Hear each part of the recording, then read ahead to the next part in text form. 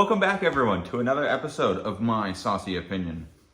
Now, I know it's been a while since we've had one of these, but we've been kind of a little busy. You know, moving states and stuff. So today we're talking about Nosferatu, which is a new, you said it was described as a gothic horror movie? Horror. Mm-hmm. A new gothic horror movie, which is a remake of the original Nosferatu from 19... It said 22, but then I went and looked somewhere else and it said it released in 29. Whoa, so either way, 20s. like almost 100 years ago. Good old hundo years ago.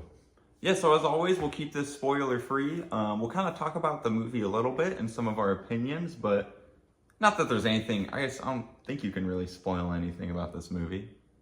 It's just nothing crazy. Yeah, it's kind of self-explanatory a little bit. So I didn't even know this before seeing the movie, had to do a little bit of research. But so the story of Nosferatu is just a vampire who like falls in love with a girl and just really wants the girl, but he's a vampire. So, you know, it's kind of complications there. Yeah, a couple maybe things in the family tree that aren't gonna work out. And so that's kind of just the premise of this whole movie is you get to see a reimagined version of this tale of an old scary gothic town where somehow a vampire ends up wanting this chick, you know? Which I think they did a good job in this one, making it a little less love story-y and a little more like he had evil intent, you know? Where I think OG Nosferatu he was just like, he was like King Kong, you know? He just wanted a babe. You know, he was a lonely man in his castle. No one ever saw him, you know?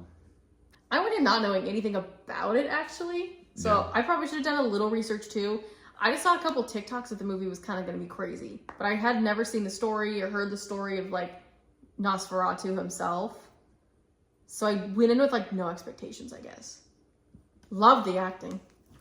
Yeah, so I thought they kind of got a good bundle of actors for this movie together. It's another one of those group of people where you didn't know you needed these three actors working together in a movie kind of thing. Yeah, the squad of William Dafoe, Nicholas Hoult, and Aaron Taylor-Johnson is just like, I don't know, that's a group I didn't know I needed. Like, I need a cool film of them in their suits and hats. Like, that was pretty sick, dude. The vibes, the time period. Yeah, whenever they showed up, it was like, whoa. It was really exciting to see Nicholas Hoult in a movie because he hasn't been in one for a while, like a big movie. And then he's in Superman next year, so it's cool to see him kind of, you know, he's getting reintroduced a little bit, and he's going to be kind of coming back into the movie scene. Because I actually thought he did a really good job in this movie. Everyone's acting to me was pretty on point. Like, it was A-list, for sure. Yeah, like, believable, I guess. Put me in the movie a little bit more. Definitely one of the major pluses from this film is the cinematography and that artistry.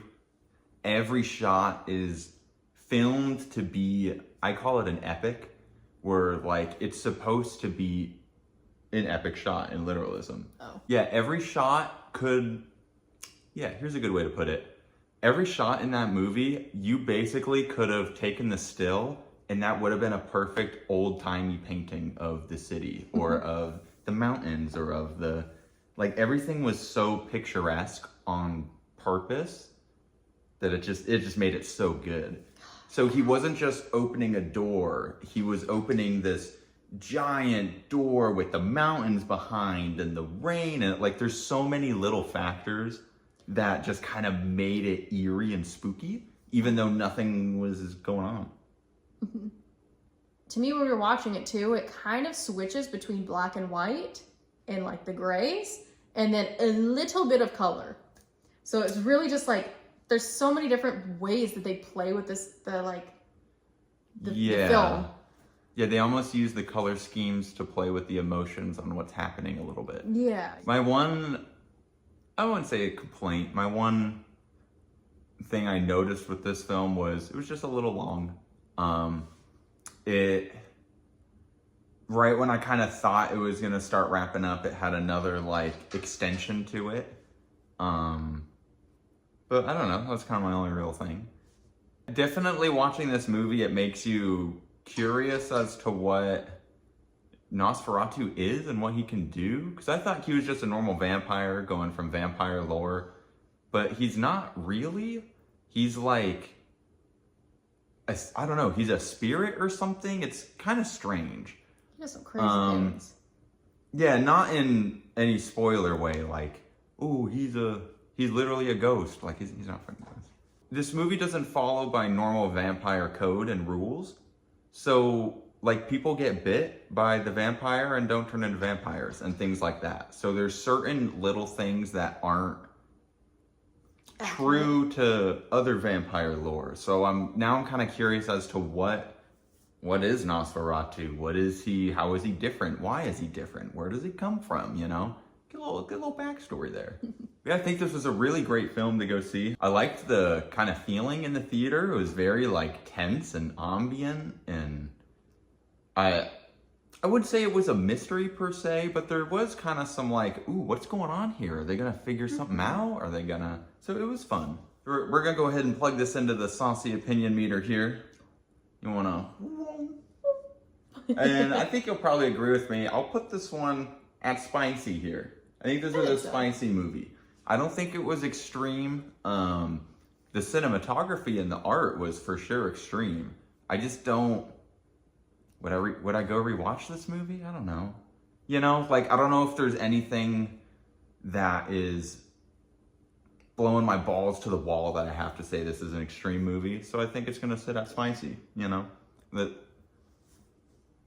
Yeah. Because in that being said too, there wasn't anything bad with the film. Yeah. So I think that'll about do it for Nosferatu here. Did you guys see the movie? How did you think about it? Have you seen the original one? Is this like Dune where you're like, I don't know, that OG one is a lot better? There's actually two. There's also one from the 70s. So double Nosferatu. Do you need to watch Hotel Transylvania now? I don't know. Is it all connected? This multiverse. Yeah, I'm not sure what all movies are coming up next, but whenever something comes out, we'll be on the hunt to get that next movie review. So stay tuned. So I hope you guys enjoyed watching and have a great rest of your day. I'll see you in the next video.